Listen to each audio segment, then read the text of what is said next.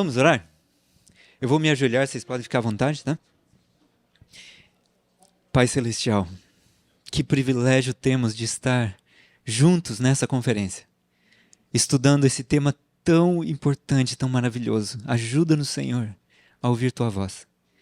Que o Senhor desperte os nossos corações. Ó Senhor, esvazia-nos de nós mesmos e nos enche do Teu Espírito. Que possamos ser vasos preparados para receber a chuva serôdia. Nos limpa, Senhor. Nos reconcilia com o nosso próximo. Nos faz perdoar. O perdão não está em nós, está em Ti. Põe o perdão em nós. E que possamos nos arrepender dos nossos pecados. E crer no Teu Filho. Porque crendo nós viveremos. Dá-nos a mente para entender a Tua mensagem para nós. E para não repetirmos os erros que foram feitos no passado. Aprendermos as lições que o Senhor quer que aprendamos. Em nome de Jesus. Amém. Amém. Bom, Minneapolis e suas consequências. Um pequeno alerta. Vai ter bastante texto, então a gente vai ter que ler. Isso pode ser enfadonho, mas tentem não pensar na questão de cansativo, tentem pensar no que esses textos vão dizer para nós. Tem muito material. A história de Minneapolis, ela é relevante para os nossos dias hoje. As consequências de Minneapolis estão refletindo hoje. E só aprendendo as lições, nós não vamos passar pelo mesmo caminho. Bom, vamos lá. Está escrito aí. Jeremias 23, verso 6. Que verso importante. E eu só percebi esse verso quando eu vi os textos que Jones e Wagner mostraram na conferência de Minneapolis. Eu já tinha lido a Bíblia várias vezes e não tinha discernido esse verso, não tinha notado. Nos seus dias, Judá será salvo e Israel habitará seguro. Será este o seu nome com que será chamado: o Senhor, justiça nossa. Irmãos, olha o nome de Cristo. O Senhor, justiça nossa. Ou seja, eu e você podemos nos apegar à justiça de Cristo como sendo nossa. Porque nós merecemos? Não, mas porque nós nos apegamos a ela pela fé. Falamos, Senhor, a minha não vale nada. Eu me apego à tua. Esse é o nome dele. Ele se alegra, irmãos, com alegria indescritível por ter esse nome. Por poder dar isso para nós. Pedi ao Senhor chuva no tempo da chuva serôdia. Ao Senhor que faz as nuvens de chuva, dá aos homens aguaceiro e a cada um erva no campo. Zacarias 10, verso 1. Alegrai-vos, pois, filhos de Sião. Será que somos nós? Regozijai-vos no Senhor, vosso Deus, porque Ele vos dará em justa medida a chuva. Outras versões vão dizer, Ele vos dará um ensinador de justiça. O mesmo texto. Depende da tradução. Fará descer, como outrora, a chuva temporã e a serôdia. Conheçamos e prossigamos em conhecer ao Senhor. Como a alva, a sua vinda é certa. E Ele descerá sobre nós como a chuva serôdia que rega a terra. Irmãos, isso é tudo texto bíblico. Olha as promessas de Deus para nós. Ele prometeu que Ele vai dar a chuva serôdia. O que Deus diz, Ele cumpre. Ele não pode mentir. Se Ele não pode mentir, se Ele já disse que vai mandar e que nós devemos pedir ao Senhor, o que poderia estar impedindo? O que pode estar impedindo a chuva de cair sobre nós? De cair sobre a igreja enfraquecida? A gente vai dizer, somos nós. Sim, mas o que em nós? Porque alguma hora a gente tem que receber. O que em nós impede? O orgulho? A incredulidade? O amor pela supremacia? O amor ao mundo? Mas espera aí, eu tenho tudo isso? E agora? Bom, a resposta é eu tenho que me limpar Eu tenho que clamar a Deus, lava-me, Senhor, renova-me, muda-me. Eu posso estar impedindo a chuva serôdia. E aí esse texto maravilhoso, pois a terra se encherá do conhecimento da glória do Senhor, como as águas cobrem o mar. Eu estava imaginando a chuva serôdia, irmãos, outro dia. Eu estava numa chuva muito forte. E não era com muito vento. Era uma chuva densa, intensa. Às vezes dava um clarão de raio à distância e eu conseguia ver. Era já escuro, mas eu conseguia ver. Eu acho que não tinha 1 centímetro quadrado em toda aquela região sem ter sido molhada. Tudo foi molhado. A chuva serôdia não vai vir um pouquinho, um pouquinho, um pouquinho. O mundo vai ser lavado com ela. O problema é que muitos de nós vamos poder estar condenando a chuva serôdia achando que é fanatismo. O irmão Loughborough e mais uma vez num reavivamento que teve no colégio de... Esqueci o nome do colégio, irmãos. Um dos nossos colégios teve um reavivamento. Eles foram lá e mandaram parar. Aí o irmão White escreveu para eles: se vocês fizerem isso, quando vier a chuva serôdia, vocês vão condená-la como fanatismo. É justamente isso que nós estamos precisando nos nossos colégios. Então, um reavivamento não quer dizer fanatismo. Ele pode ser fanatismo se ele for feito do jeito errado. Mas não podemos condenar todos. E se nós acharmos que ela vai vir do jeito que nós já sabemos, e se não for daquele jeito, não pode ser a chuva serôdia, vamos condená-la. Porque a gente não sabe como Deus vai mandar. Nós vamos ver um pouco disso na história. Bom, o alto clamor do terceiro anjo. Vi alguns com forte fé e clamores agonizantes a lutar com Deus. Seu rosto estava pálido e apresentava sinais de profunda ansiedade que exprimia a sua luta íntima. Firmeza e grande fervor estampavam-se-lhes no rosto. Grandes gotas de suor lhes caíam da fronte. De quando em quando, se lhes iluminava o semblante com os sinais da aprovação divina e novamente o mesmo aspecto severo, grave e ansioso lhes voltava. Perguntei a significação da sacudidura que eu vira, e foi-me mostrado que seria causada pelo testemunho direto suscitado pelo conselho da testemunha verdadeira à igreja de Laodiceia. Um testemunho direto suscitado por algo. O que é esse algo? Um conselho. Quem é a testemunha verdadeira? Jesus. Essas coisas diz o Amém.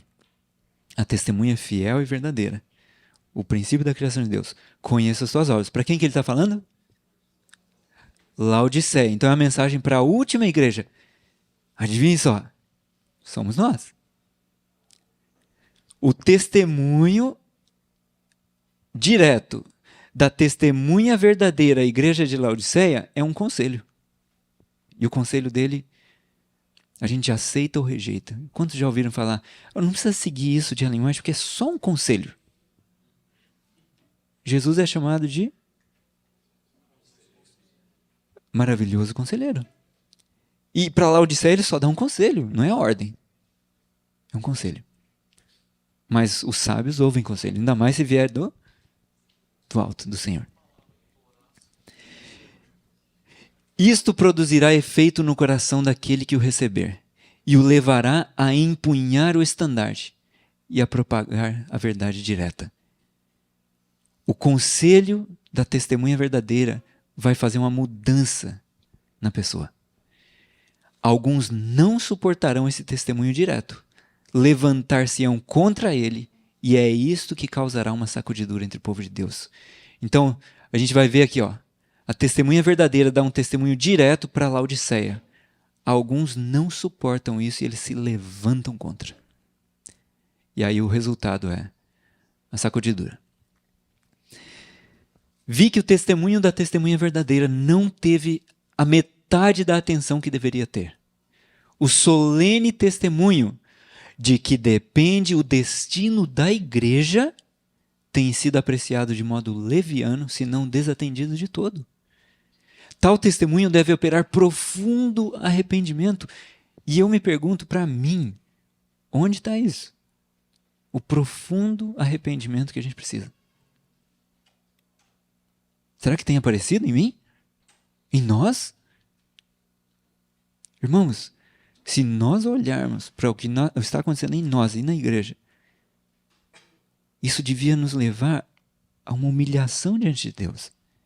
Fala, Senhor, desperta o teu povo. Não tem o texto que diz, chorem os sacerdotes entre o pórtico e o altar e digam, poupa teu povo, ó Deus. Não é isso que a gente devia estar orando? Tal testemunho deve operar profundo arrependimento, e todos os que o recebem de verdade obedecer-lhe-ão e serão purificados. O resultado de aceitar o testemunho, da testemunha verdadeira, é a purificação em nós. Não é de metade da iniquidade, da imundícia, nem de 99%. É de toda a imundícia. O sangue de Jesus Cristo, seu Filho, nos purifica de todo pecado. É toda a imundícia que é lavada. Nesse texto, irmãos, a gente vê que aquele grupo que estava em angústia, de repente agora está com a armadura e eles estão prontos para a luta.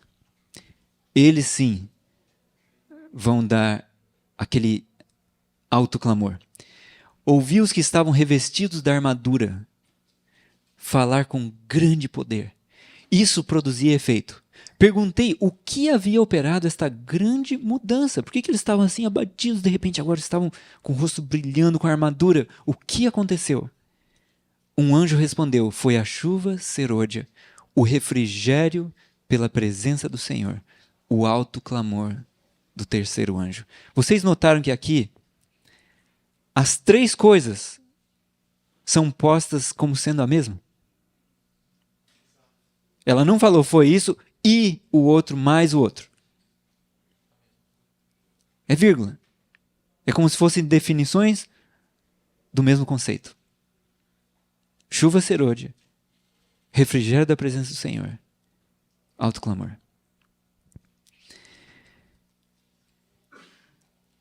O alto clamor é encontrado aqui, tá? Apocalipse 18:2. É aí que os pioneiros, esse texto que os pioneiros usavam para se referir ao alto clamor. Deus está suscitando um povo para proclamar o alto clamor da mensagem do terceiro anjo. O alto clamor em breve será ouvido e a terra será iluminada com a glória de Deus. Vocês sabem a data que ela disse isso? 1884. Antes ou depois de Minneapolis? Antes de Minneapolis, 4 anos antes. Então, em 1884, o alto clamor estava olhando para o futuro, certo? O tempo de prova está bem diante de nós, pois o alto clamor do terceiro anjo já começou na revelação da justiça de Cristo, o Redentor que perdoa os pecados. Este é o início da luz daquele anjo, cuja glória há de encher toda a terra. Data: 1892. Está olhando para frente para o alto clamor ou agora já para trás? Vocês perceberam que é para trás? Já começou, está pondo no passado. Não é que ele já se cumpriu todo, mas ele começou. Então, irmãos, 1884, futuro. 1892 já havia começado. Eu sei que ele ainda está no futuro. Mas saber que ele já começou devia nos fazer pensar o que aconteceu para pisar no freio, para não descer aquela corrente igual um raio passando na energia, né? Bom, quando que ele começou? Na revelação da justiça de Cristo. Os mensageiros da mensagem muito preciosa. Vamos ver alguns textos aqui. Teve um momento E o Diogo mencionou um pouco dessa questão da morte de Tiago White, né? Teve um momento que ele morreu e Deus deu uma impressão muito forte para Ellen White. Ela estava no leito com ele, no leito de morte, né? Ele estava moribundo e ele estava febril, muito febril. Ali, como uma clara corrente de luz, foi apresentada diante de mim. Os obreiros são enterrados, mas a obra continuará. Tenho obreiros que se encarregarão desta obra. Não temas, não te desanimes, ela avançará. Então Deus deu uma certeza para ela. Você está enterrando seu marido, mas eu tenho gente que vai continuar isso aqui. Ele faleceu em 1881, Tiago White, tá? Assim que ele faleceu, ela ficou bem abalada. E ela precisou de um tempo para se recuperar. Quando ela tinha se recuperado, ela se mudou para um outro lugar. Deixa eu só ler esse outro texto antes. Foi lá que entendi que deveria assumir o trabalho e um fardo mais pesado do que jamais havia carregado antes. Foi lá que prometi ao Senhor que permaneceria em meu posto do dever, e tenho tentado fazer isso. Faço na medida do possível a obra que Deus me deu para fazer, com o entendimento de que Deus deveria trazer um elemento para essa obra que ainda não tivemos. Que elemento poderia ser esse? Então, após a morte de seu esposo, Ellen White foi para Healdsburg, na Califórnia. No fim de agosto de 82, ela foi acometida de uma grave doença que durou cerca de 2 meses. Ali perto, a 800 metros de sua casa, ia ter uma campal. Irmãos, a gente quase não sabe o que é uma campal. Primeiro que a gente não tem mais barraca quase para acampar, né? Barraca é para os desbravadores, né? Mas como era legal fazer isso? Eles levavam barraca, levavam cozinha, tudo na barraca. Às vezes vinha gente de fora e vendia comida, mas era maravilhoso. Se reunia um monte de gente, punham uma tenda maior, pregavam, ficavam ali dias, uma semana, 2 semanas. Era coisa maravilhosa, tá? E a 800 metros da casa dela ia ter uma campal. Ela não estava com ânimo, com força para ir na campal, mas ela queria ir. Ela estava entendendo que ela precisava apresentar o testemunho dela lá. Então ela pediu que levassem para a grande tenda e eles a levaram carregada e a colocaram num sofá ali na plataforma. Quem estava pregando era J.H. Wagner. Alguém sabe quem que era ele? Joseph Harvey Wagner? Era o pai do E.J., né? Do Elliot. Elliot foi quem apresentou a mensagem de justiça pela fé em Minneapolis. Então o pai dele estava pregando, fazendo um sermão. Quem estava perto de Ellen White viu que o rosto dela estava pálido. Ela não aguentava ficar de pé. Já faziam 2 meses que ela estava mal. Ao fim do sermão, ela pediu a seu filho e a senhora Ings que a ajudassem a ficar em pé enquanto ela falava algumas palavras. E ela diz: fiquei em pé ali por 5 minutos, tentando falar, imaginando que aquele seria meu último discurso, minha mensagem de despedida. Olha os sentimentos passando na mente. De repente, senti uma força vindo sobre mim, como se fosse um choque de eletricidade. Ela passou por todo o meu corpo, chegando até a cabeça. As pessoas disseram que viram claramente o sangue enrubescendo meus lábios, minhas orelhas, minhas bochechas e minha testa. Em seguida, tomei meu lugar entre os oradores e apresentei diante da congregação um testemunho como eles nunca haviam ouvido antes. Era como se alguém tivesse ressuscitado dos mortos. E o povo, alguns não adventistas, estavam lá assistindo. Ela disse: esse sinal as pessoas de Healdsburg deveriam ter como testemunho em favor da verdade. Então essa campal de Healdsburg, 1882, teve esse milagre em Ellen White. Mas não foi o único milagre nessa campal. No dia 14 de outubro, na mesma campal, Ellen White estava pregando um sermão sobre o Evangelho da Graça de Deus. Sentado no fundo da tenda estava um jovem de 27 anos de idade. E é assim que ele descreve aquele momento. o que aconteceu ali. Ele diz: de repente, uma luz brilhou ao meu redor e a tenda parecia iluminada. Vi Cristo crucificado por mim e pela primeira vez em minha vida me foi revelado o fato de que Deus me amava e que Cristo se entregou pessoalmente por mim. Foi tudo por mim. Portanto, eu sabia que na Bíblia encontraria a mensagem do amor de Deus por cada pecador. E resolvi que o resto de minha vida seria dedicado a encontrá-la ali, o quê? A mensagem do amor de Deus por cada pecador. Encontrá-la ali e torná-la clara para os outros. Onde quer que eu tenha aberto o livro sagrado, encontrei Cristo apresentado como o poder de Deus para a salvação das pessoas. E olha essa última parte aqui. E jamais encontrei qualquer outra coisa. Tudo que ele conseguiu encontrar na Bíblia foi isso. Cristo, o poder de Deus para a salvação nossa. Esse foi o Elliot Wagner, E.J. Wagner. Desde então, ele começou a deixar de lado. Ele era médico, ele fez medicina. Ele começou a deixar de lado a medicina e se dedicar para isso. É como se Deus o houvesse chamado especificamente para apresentar essa mensagem. Vamos ver um pouco da história? Há alguns textos de Ellen White que são bem conhecidos. E eles provêm um pano de fundo para a gente entender o que aconteceu. É importante nós conhecermos esses textos. O Senhor, quem?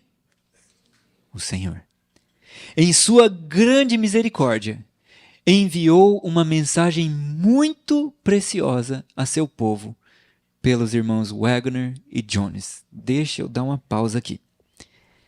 Quantos já ouviram falar que essa era a mensagem de Wagner e Jones? Tá certo isso? De quem que era a mensagem? Eles só foram o instrumento, igual você pegar uma trombeta. Não é a trombeta que dá o som bonito. Ela só transmite o que o tocador está fazendo, certo? Um martelo também não trabalha sozinho, nem o microfone. Viu como ele ficou quieto? Então, eles só foram o instrumento. A mensagem era do Senhor. Então, se nós lembrarmos disso, vamos analisar com outros olhos a mensagem dada. Esta mensagem devia trazer de forma mais proeminente perante o mundo o Salvador crucificado, o sacrifício pelos pecados do mundo inteiro. Apresentava a justificação pela fé no fiador. Convidava as pessoas a receber a justiça de Cristo, que se manifesta na obediência a todos os mandamentos de Deus. Veja que não é só ser justificado. É receber o quê? A justiça. Não era uma mensagem incompleta. Não era, Jesus te perdoa, que é maravilhoso. Mas é como falar para o bêbado, né? Deus te perdoa que você bebeu e bateu no cachorro, quebrou né, atropelou o poste. Deus te perdoa. Mas Ele não quer que você continue assim. Nele há uma outra coisa, há poder para você vencer a bebida.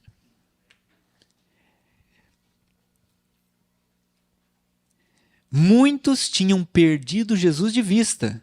Por que Deus mandou aquela mensagem? Nós não estávamos mais olhando para Jesus. Precisavam ter seus olhos voltados para sua pessoa divina, seus méritos, seu imutável amor pela família humana. Todo o poder lhe é concedido para que possa dispensar ricos dons aos homens, transmitindo o inestimável dom de sua própria justiça ao agente humano indefeso. Esta é a mensagem que Deus ordenou fosse dada ao mundo. É a mensagem do terceiro anjo. Então, que mensagem que Jones e Wagner estavam pregando? A mensagem do terceiro anjo. A mensagem final. Aquela que vai despertar o mundo para obedecer os mandamentos e permanecer fiel, mesmo em face de todo o ataque que for vir. Essa era a mensagem. Que deve ser proclamada como uma alta voz e acompanhada do derramamento de seu espírito em grande medida. Chuva serôdia. Alto clamor. E Eu quero fazer 2 pedidos para vocês. Não se preocupem com a porta. Vai ter gente entrando, porque a gente é humano, tá? Tem gente que tem que sair, tem gente que tem que entrar. Não se preocupem com ela. Orem para Deus manter nossos olhos aqui para o inimigo não distrair. E por favor, ponham o celular no modo avião. E orem por mim, e orem por você. Cada um de nós. Para que nós possamos entender a mensagem. Vamos fazer isso? Se alguém estiver sentindo sono, a gente pode ou abrir mais a janela, ou abrir a porta, ou quem sabe se levantar, dar uma pausa. Tá? Não vamos perder isso. Às vezes o sono é sobrenatural, tá? Só uma dica. Então orem. Fiquem orando. Vamos ver aqui. Esses são os 2 mensageiros que foram vistos no texto anterior. Jones, A.T. Jones, né? E E.J. Waggoner. Quem era Waggoner? Ele nasceu em 1855, os pais dele eram adventistas. Menos de um ano após a sua experiência na reunião de acampamento de 1882, lembra que aconteceu aquele milagre? A White foi curada imediatamente, e ele estava ali, ele viu Cristo crucificado, ele viu aquela luz, e ele diz que ele não entende que a experiência de Paulo tenha sido mais real do que a dele. De tão marcante que foi a dele. Ele viu a luz. Ele viu a Cristo. Então, menos de um ano após sua experiência no acampamento, em 82, ele interrompeu seu trabalho médico e começou a trabalhar para Signs of the Times, que é a revista Sinais dos Tempos, onde seu pai era editor. Em setembro de 83, Waggoner foi ordenado ministro na reunião campal de Healdsburg e tornou-se o pastor da igreja de Oakland. Em 86, ele se tornou editor da revista American Sentinel. Quantos já ouviram falar dessa revista? Poucos. É uma revista que a Hermonte diz que todos os membros da nossa igreja deveriam estar lendo e passando para outros o conteúdo que ela tem. E eu confesso que eu nunca tinha ouvido falar também. Só quando eu comecei a mexer com a história deles. Olha, American Sentinel? O que é isso?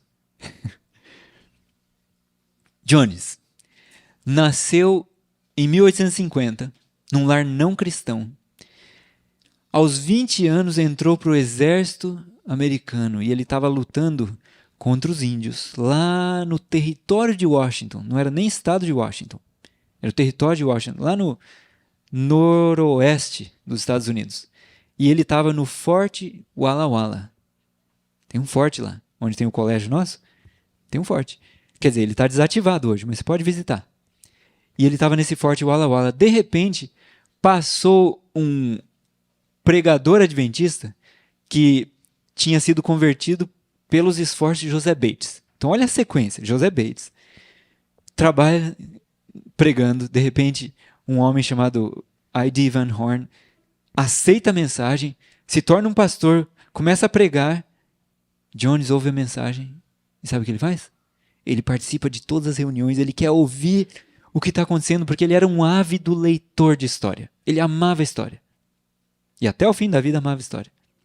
Então, como ele conhecia muito história antiga, ele foi ver o que Van Horn estava falando. E Van Horn estava pregando sobre Daniel e Apocalipse. Jones falou, opa, isso aí bate, isso aí bate, isso aí bate. Aceitou a mensagem. Foi batizado. Quando ele saiu da água, irmãos, ele jogou os braços para o alto e falou, morto para o mundo e vivo para ti, ó meu Deus. E eu fiquei com uma inveja quando eu ouvi isso. Por que eu não fiz isso? Foi batismo de primavera, nada contra o batismo de primavera, tá? É ótimo, maravilhoso, mas eu era novo, nem lembro de ter feito os estudos, porque eu já era filho de pastor, então filho de pastor não precisa de estudo bíblico, né? Então, quando eu saí da água, eu acho que eu estava igual antes. Mas tudo bem. Eu já conversei com Deus, já pedi perdão, já me converti pela graça de Deus e eu quero converter a cada dia, né? E eu quero fazer o que é certo. Mas eu fiquei com uma inveja muito grande. Falei, meu pai, eu queria fazer isso. E ele se uniu a I.D. Van Horn e saiu pregando. Ele figurou, não sei se era auxiliar de tenda. Naquela época era tenda de evangelismo, né? Ele foi pregando. Em 1875, Van Horn pediu que a Conferência Geral concedesse a Jones uma licença para pregar. Em outubro de 77, após 2 anos de trabalho, 5 igrejas de 200 membros foram organizados como Associação do Pacífico Norte. Em 84, Jones pediu para vir à Califórnia e começou a lecionar no colégio de Healdsburg, pastoreando a igreja de São Francisco. Em 85, Jones se juntou a Waggoner como editor assistente da Signs of the Times, e em 1886 como editor da Sentinel, American Sentinel. Essa imagem é conhecidamente representativa de Minneapolis, na recém-inaugurada igreja de Minneapolis. Agora, irmãos, nós vamos ir para alguns dos temas que foram apresentados ali. Eu acho que a gente consegue apresentar a parte da lei em Gálatas nesses últimos 15 minutos, e aí depois a gente vê os 10 chifres na próxima palestra. Por que é importante esses 2 primeiros temas? Por que a gente não fala direto da justificação pela fé? Porque esses 2 temas formaram um pano de fundo para a controvérsia que passou a existir. Aí quando veio a outra mensagem, o povo estava assim, ó, tapando os ouvidos. Com ódio, com desprezo, com caçoada, preconceito enorme. Ainda bem que ninguém aqui tem isso. Porque se nós tivéssemos, a gente podia repetir essa mesma história. Já pensou que perigo?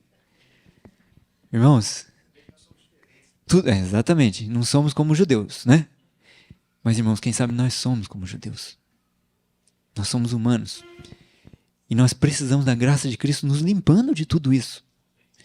As coisas que foram escritas para nosso exemplo. Sobre quem é chegado o fim do mundo. O que ficou registrado é para nós. Vamos acertar?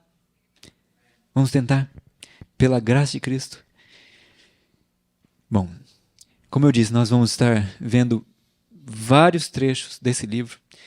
Eu tomei a liberdade de conversar com o autor do livro. Eu vou contar um outro segredo. A gente queria muita participação dele. E ele está participando desse modo, tá? Eu vou citar trechos do livro verbatim, tá? Então vamos ver. A lei em Gálatas. De maneira que a lei nos serviu de aio para nos conduzir a Cristo, a fim de que fôssemos justificados por fé. Que lei era essa? Era a lei cerimonial? Era a lei moral? Eram as duas? Qual é a resposta? Esse foi um dos problemas da conferência. E não só dela, de antes dela. Ele já vinha correndo.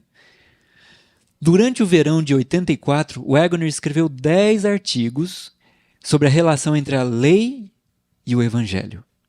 Num artigo que escreveu na edição da Science de 11 de setembro de 84, ele discutiu mais especificamente sobre a lei em Gálatas e ele divergiu, ele foi diferente da posição adventista tradicional que defendia que a lei em Gálatas 3 era a lei cerimonial. Então, ele falou assim, peraí, não pode ser a lei cerimonial só. Isso aqui tem que estar falando da lei moral. E durante o ano letivo de 84 e 85, ele começou a apresentar isso no colégio de Healdsburg. Alguns ficaram felizes, mas outros ficaram preocupados. Opa, ele está atacando os fundamentos da nossa fé. A gente sempre creu que é a lei cerimonial, mas ele está dizendo que é moral. Tem um problema. Uriah Smith, editor-chefe da Review, e Butler, que era o presidente da Associação Geral, foram os mais contundentes em apresentar suas preocupações. Não demorou muito até que o que eles estavam ensinando e publicando começassem a ser alvo de fortes ataques. Butler visitou o colégio de Healdsburg e foi informado dos veementes esforços. Olha que frase forte. Isso aqui, irmãos, é um exagero. O Waggoner não estava fazendo veementes esforços para convencer os alunos de teologia que a lei adicionada era a lei dos 10 mandamentos. Não é isso. Mas foi apresentado para Butler como sendo. Vocês sabiam que exagero é mentira? É falsidade. Então, como começou a controvérsia? Com exageros. A gente pode achar que é pouca coisa, né? Mas não é pouca coisa.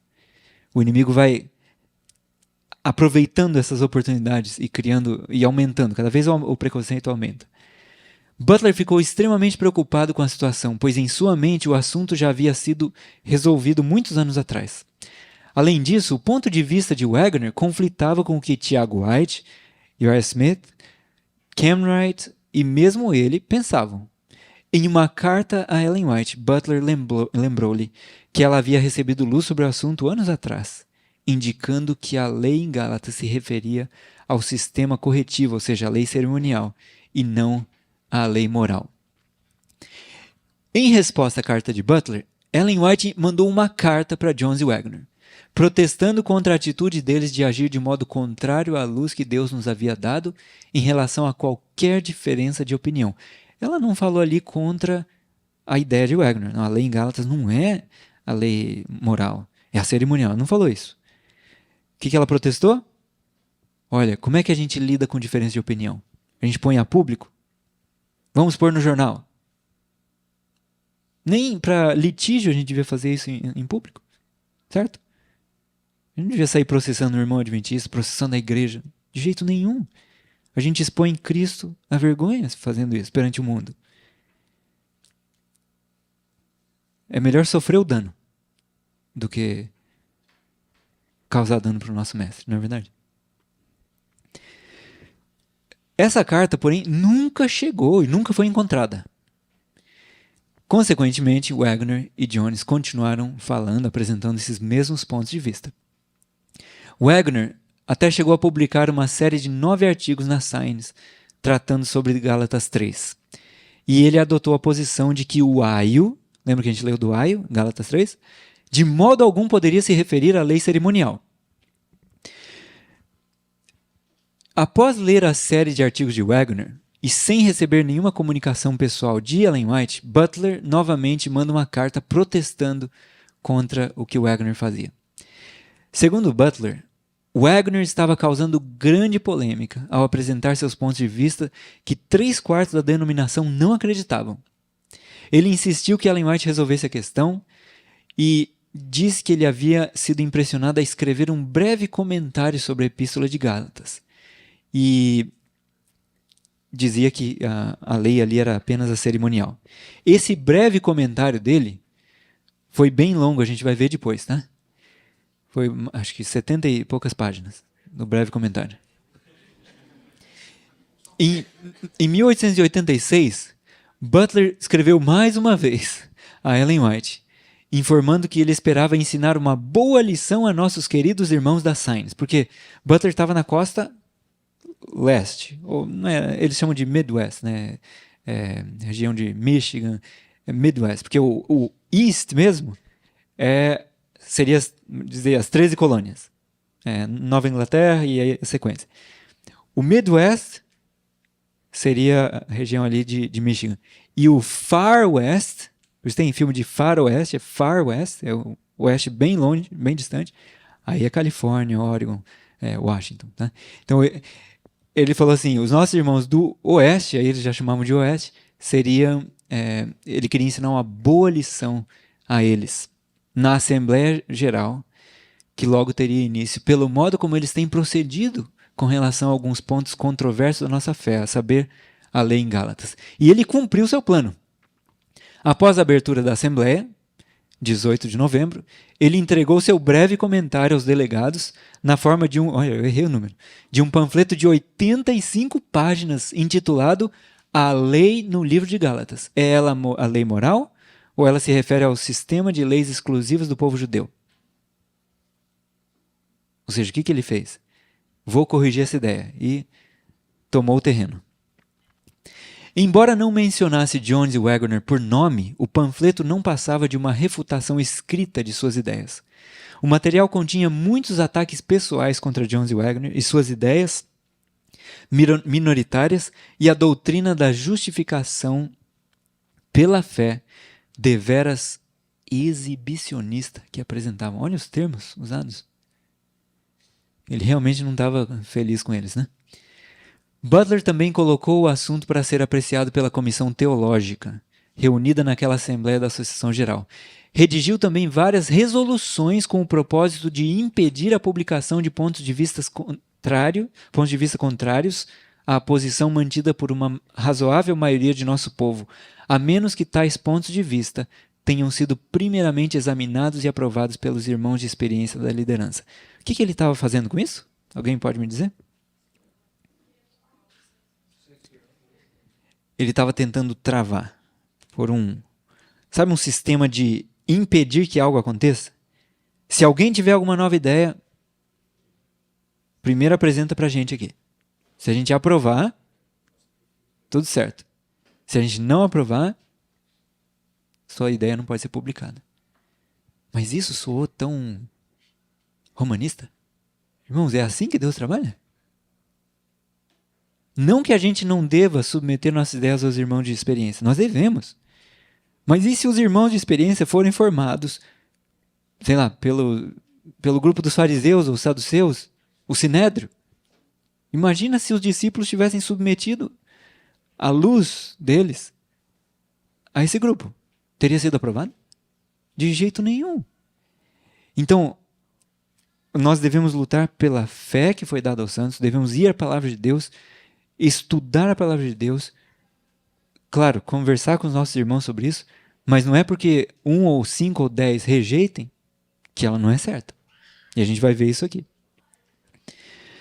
Todas as resoluções, com exceção de uma, foram aprovadas pela maioria dos membros da comissão. Contudo, Butler registrou todas as suas resoluções no artigo da Review, até a que não tinha sido aprovada, e que censurava Jones e Wagner pelo curso de ação que haviam tomado. Como W.C. White, filho de Ellen White, observaria posteriormente, olha o que ele diz. E ele estava a favor de Jones e Wagner, tá? Ele viu o que a mãe dele estava falando e ele se posicionou ao lado deles. Olha o que ele disse. Tem havido um desejo da parte de alguns de que os irmãos Wagner e Jones sejam condenados sem o direito de se defenderem. Isso já em 86. Não tinha nem chegado Minneapolis ainda. Vocês percebem que a coisa já estava fermentando? Em dezembro de 86, Butler escreveu novamente. Quantas vezes ele já escreveu para Ellen White sobre isso? Novamente, Ellen White de forma mais enfática do que das outras vezes. Lembrou-lhe que nunca havia recebido uma resposta sobre o assunto da lei em Gálatas e que a igreja estava esperando há anos para ouvir dela uma posição sobre a questão. Novamente, em dezembro, ou seja, em 16 de dezembro, agora 28 de dezembro, ele escreveu a Ellen White a respeito do tema discutido nos artigos da Science, que afirmava ele, eram contrários aos princípios da nossa fé. A questão, percebe-se claramente, estava ganhando importância gigantesca em sua mente, à medida que o tempo passava. Talvez numa última tentativa de fazer Ellen White se posicionar sobre o assunto, Butler publicou um antigo artigo em que Ellen White afirmava explicitamente que o juízo individual se submeta à autoridade da igreja.